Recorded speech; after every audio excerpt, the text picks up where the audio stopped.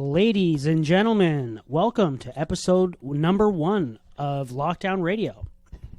I am your host and the creator of Lockdown Radio, Mike Stevenson. So, what is Lockdown Radio and what do we do? Well, what we do is every week I'm going to be going out on the street and I'm going to be interviewing people and we're going to see what opinions people have about the pandemic or the lockdowns, you know. So if you have a hot take on the Wuhan sniffles and you'd like to share it with the podcast, then that would be amazing. We would love that. So let's see.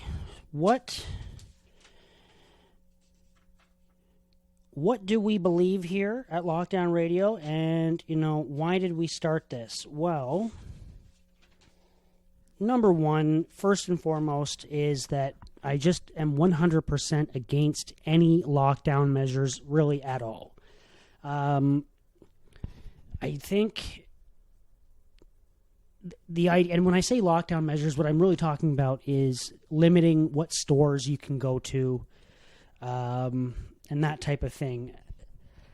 I just think a business, if you own a business, it's up to you whether or not you want to open. It is not up to the government. If you feel safe enough to open your doors, then go for it. And if I, as a customer, feel safe enough to walk into your store, then that's my choice, you know. We're supposed to be living in a free society here. This is not, you know, China. This is not Russia. I kind of think that in some ways our government is jealous of how well China has done at suppressing the virus. Well, to be honest, the fact that China, a country who suppresses ideas, is also happens to be, you know, good at suppressing viruses, that does not really surprise me. And quite frankly, I'm not impressed. It doesn't make me want to be more like China.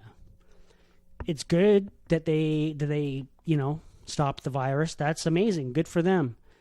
But I don't want to have to live like that in order to be able to stop a virus. I would rather let the virus do its thing, but we keep our freedom. You know, because after all, maybe there is a cost to freedom. Like they say, freedom is not free. But, you know, some people have a pretty twisted idea of what freedom is. I think they think freedom means that you never die from anything, that you have the freedom to be safe. Like, you know, safety and freedom are kind of opposites in a lot of ways.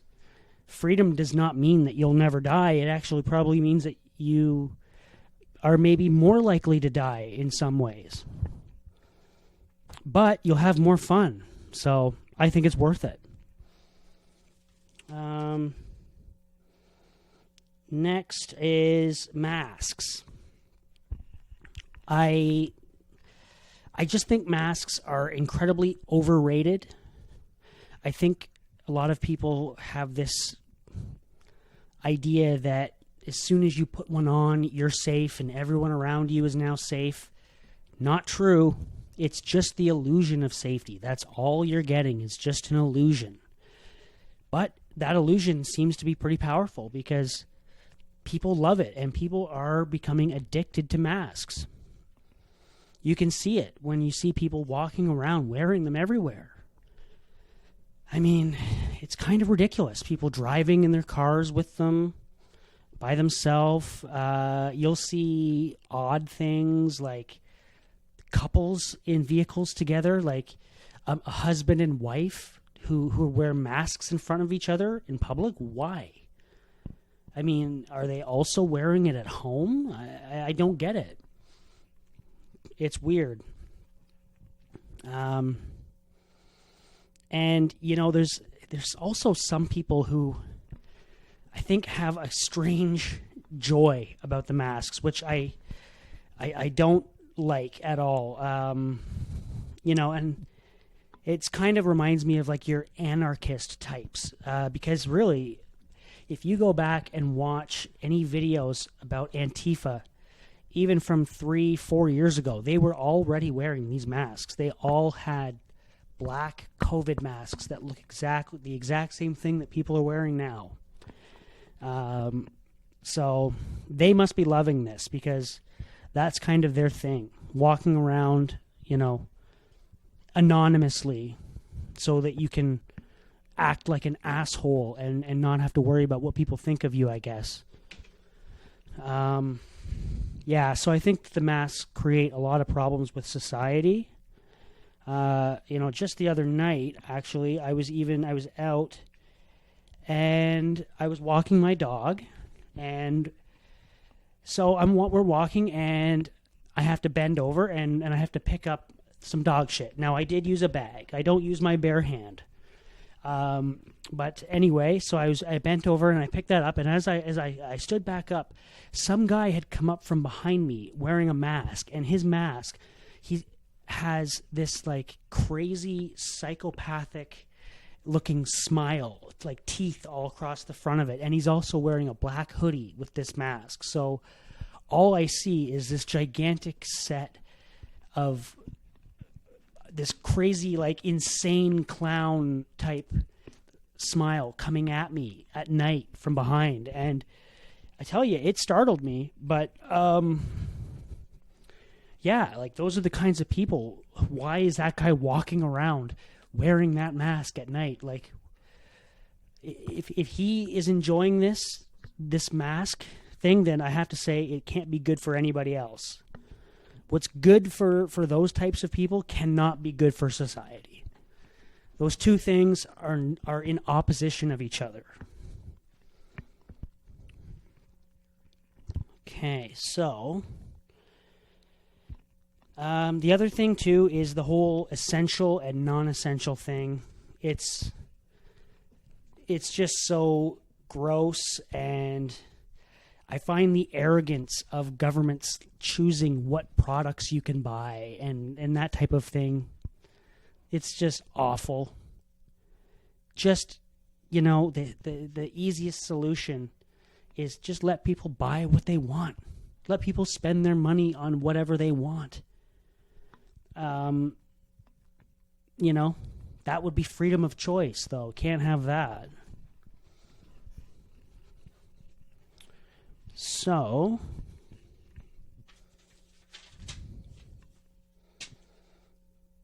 another thing I'd like to just talk about quickly is Adam Skelly. I just want to say that I really think what he did was so brave, and he's the hero of 2020 as far as I'm concerned.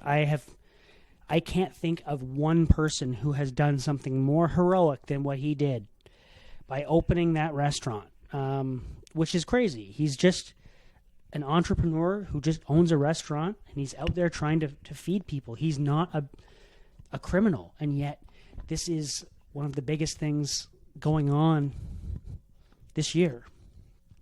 The barbecue rebellion. It's crazy. So I just want to say that I appreciate what he did, and I appreciate him. I think he's amazing. And I hope that other people will follow in his footsteps. I think that is kind of already happening. I've seen a few stores now that are opening, despite, being in the restricted zone or whatever, which is just ridiculous too. More crap from these politicians or, policy makers, whatever they are. They just are so just wrong with everything that they do. They would be better off to do nothing. Truly, if they just did nothing, we would be much better off. but they want to do more. They want to help. That's the problem sometimes. People want to help, and they only fuck things up more.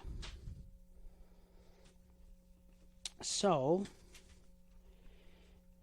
now, aside from the interviews, I would like to maybe do a few more things with this show, too. I think it would be nice to try to do some fun stuff. Like, I have a few ideas in mind of, like prank calls that I would like to make to the CBC. I think that could be fun. I think that's really good entertainment. I would love I just love the idea of that. So I will be looking for suggestions if anybody has any good ideas on what can be done there. And then maybe just, maybe doing some fun interviews on the street where maybe I try to talk to people who are, who are wearing, full hazmat suits on the street or something. People who look like they're taking this pandemic a little too seriously. That might be fun to do a few of those interviews. Maybe I'll need to tape a microphone to a stick or something and hold it out. I don't know. It might be kind of fun. So I'd like to see if I can do something like that too. So anyway, thank you very much for listening. I'm hoping, as we go here, we're going to get better. We're going to improve. This is only the first episode. So, so thank you for listening and enjoy.